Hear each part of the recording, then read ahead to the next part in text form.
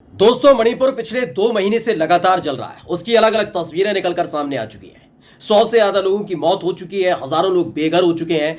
मन की बात हर रविवार को करने वाले साहिब को अभी तक कोई चिंता नहीं, कोई बात नहीं की गई, कोई ट्वीट नहीं किया गया, कोई आदेश सार्वजनिक तौर पर दिया नहीं गया, कुछ भी नहीं किया गया। लेकिन राहुल गांधी वहां पर पहुंचते हैं तो उनको रुकवाया जाता है। लगातार उनके खिलाफ नारेबाजी करवा के ये माहौल बनाने की कोशिश की जाती है कि राहुल गांधी को वहां के लोग पसंद नहीं करते। वो बात अलग है कि मणिपुर की जनता ने ही उन लोगों को खदेड़ दिया था सड़क से, जो लोग लगातार राहुल गांधी के खिलाफ विरोध कर रहे थे, प्रदर्शन कर रहे थे। राहुल गांधी की अलग अलग तस्वीरें आप सबके सामने आ चुकी है। लेकिन एक नया तमाशा शुरू हुआ है।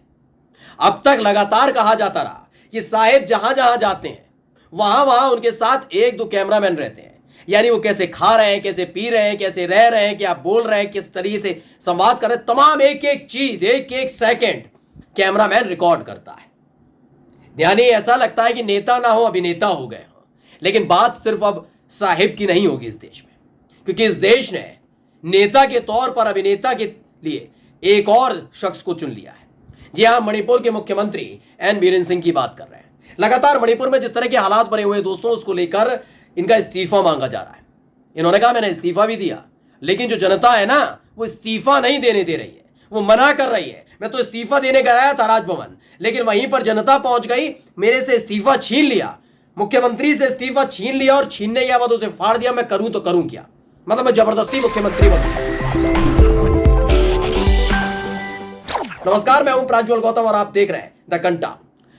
मणिपुर जल रहा है और इन सब के बीच तमाशा लगातार मणिपुर के अंदर सियासी तौर पर जारी है। राहुल गांधी वहां जाएंगे तो माहौल खराब हो जाएगा। तमाम तरह की अफवाहें उड़ाई जा रही हैं। लेकिन जब राहुल गांधी वहां पर पहुंचे तो क्या हुआ? तस्वीरें निकलकर सामने आई।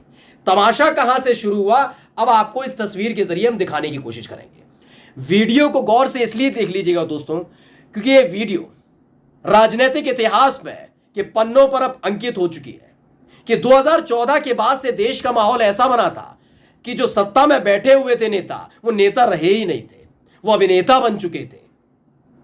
पहले से ही फोटोजीवी के तौर पर हम एक नेता को इस देश में देखते आए हैं।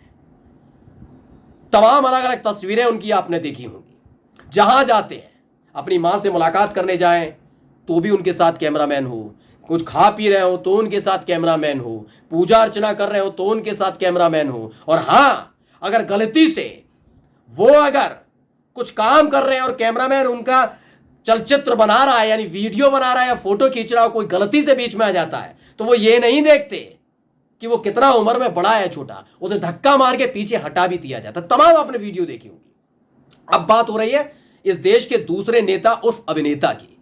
मणिपुर जो जल रहा है और उसको लेकर लगातार ये मांग की गई विपक्ष की तरफ से, भाई इतनी बात अगर कांग्रेस शासित प्रदेश में या समाजवादी पार्टी अगर उत्तर प्रदेश में होती है, बीएसपी होती है, कोई और दल होता, विपक्षी पार्टी होती, अगर सत्ता में होती और उत्तर प्रदेश में ये हालात हो जाते, या फिर किसी और प्रदेश में जहां पर कांग्रेस की सरकार है वहां पर ये हालात हो जाते, तो छाती पीट रहे होते बीजेपी वाले। राष्ट्रपति शासन लगाई। पश्चिम बंगाल में देखा था, पश्चिम बंगाल में भारतीय जनता पार्टी का गला सूख गया, उनके नेताओं का गले सूख गया, गुर्दे छील दिए उन्होंने, चीख चीख करके भी राष्ट्रपति शासन लगाओ, हम नहीं मानेंगे, हम नहीं मानेंगे।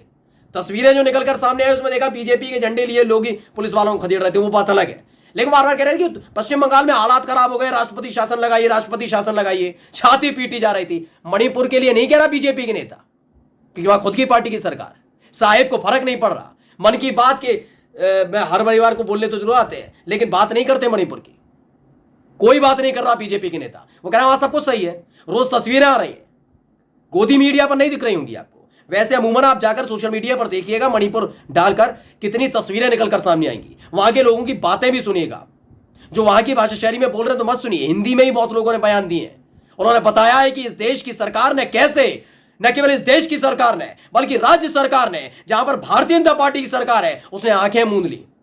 लेकिन अब तमाशा क्या शुरू हुआ है? विपक्ष ने इस्तीफा मांगा। उन्होंने कहा नैतिकता की लड़ाई तो करनी चाहिए, ये होना चाहिए, दिखाना चाहिए कि हम कितने नैतिकतावादी हैं। तो एन बीरेन सिंह ने इस्तीफा दिया। आप कहेंगे कब दिया इस्तीफा? अभी तो मुख्यमंत्री हैं भैया, राजभवन तक गए थे। वीडियो देखिए पहले। You for your cooperation and guidance during the past few months. With regards, yours sincerely, N. Biren Singh, Madam Governor. Basi ako'y kanodagi, no? nupi laksagi ama apoy segai jahan ke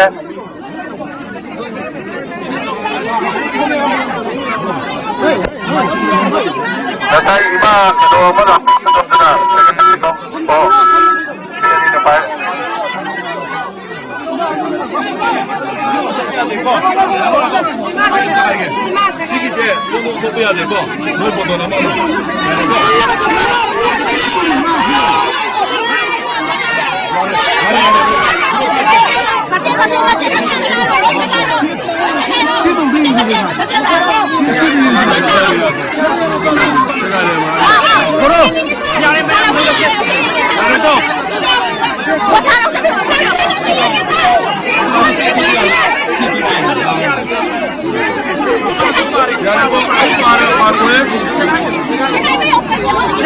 mayapur mokke Atenton amasung Honorable Chief Minister Tham Thadoroi Honorable Chief Minister resign tawgi si ase akoi gi imalat tagi ani na segai bigre aduna mayapur mona Shanti Purana na akoi mayapur mo hona mina sena ai तो video देखी आपने।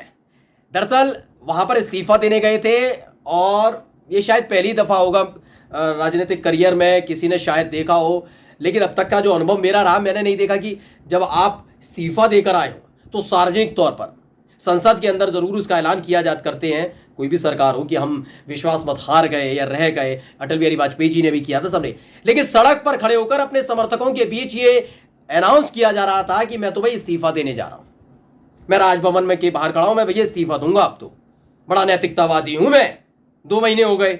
लेकिन क्या हुआ, तभी एक इशारे से एक महिला को बुलाया गया। पहले वीडियो देखिए, एक महिला पीछे के से इशारा करके बुलाई जाती है, देखिए, देखा आपने, इशारा करके एक महिला को बुलाया गया। उस महिला ने आते ही बहुत जोर जबरदस्ती नहीं की, तो उस महिला की उम्र देखिए, इस हट्टे कट्टे आदमी से वो एक पर्चा छीन लेंगी क्या? पर्चा छीन लेंगी? वो नहीं, वो पर्चा दे दिया गया, वही इस्तीफा था, वो छीन ले लिया गया और उन्होंने आराम से उसे फाड़ दिया। फिर उसको दिखा दिया, भैया अब तो इस्तीफा ही फाड़ दिया मणिपुर की जनता ने, तो अब क्या किया जाए? आपके खिलाफ जो मणिपुर की जनता जो कैंप में बैठी है, जाइए ना मुख्यमंत्री महोदय, जाइए ना बीजेपी के नेता जो कैंप में रहने को मजबूर हो गए ना, जो अपना आशियाना छोड़कर मजबूर है, घर के बाहर बैठे हैं, उनसे उनके सामने इस्तीफा दीजिए। वो क्या क्या इस्तीफा में लेंगे आपसे पता लग जाएगा। अपने समर्थकों के बीच, अपनी ही पार्टी के लोगों के बीच बड़े ड्रामेटिकली तरीके से इस्तीफे को फाड़ दिया गया, कह दिया कि भाई कॉपी भी एक ही थी ना हम पे, अब क्या करें, अब दोबारा कॉपी लेने जाएंगे, मान लेते हैं इनकी बात, अब मुख्यमंत्री इस्तीफा नहीं देंगे। हो गया तमाशा। दरअसल एक अभिषेक है, उन्होंने इसी वीडियो को ट्वीट किया और लिखा, क्या एक्टिंग है भाई, मणिपुर के मुख्यमंत्री का इस्तीफा फाड़ने वाली महिला को पीछे से बुलाया गया, फिर हाथ बढ़ाकर कागज दिया गया फाड़ने को, उसके बाद कागज के टुकड़ों को हाथ में समेटा, फिर उन टुकड़ों को जोड़कर इस्तीफे की तस्वीर शेयर हुई और इस्तीफा कैंसल संपन्न। आप अंदाजा लगाइए ये तमाशा कब से शुरू हुआ है, ये तमाशे कब तक चलते रहेंगे।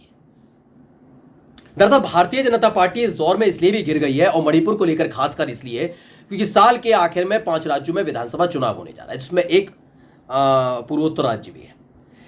सवाल यह है कि इस देश के अंदर भारतीय जनता पार्टी ने और खासकर मोदी सरकार ने क्या कुछ किया। आप देखिए, जब ये मणिपुर में हिंसा शुरू हुई थी, उस वक्त कर्नाटक में चुनाव चल रहे थे, तो वहां पर चुनावों में व्यस्त थे। फिर क्या हुआ, वो अमेरिका चले गए, फिर भी ध्यान नहीं दिया। मध्य प्रदेश तक आ गए थे, वहां पर जो मुस्लिम महिलाएं उनको याद दिला रहे थे कि 3 तलाक हटाना जरूरी था, लेकिन कुछ लोग हैं जो 3 तलाक के विरोध में थे। ये तमाम चीजें बता रहे थे, लेकिन मणिपुर पे एक शब्द नहीं बोल पाए। जानते हैं मणिपुर पर बोलेंगे तो घिर जाएंगे।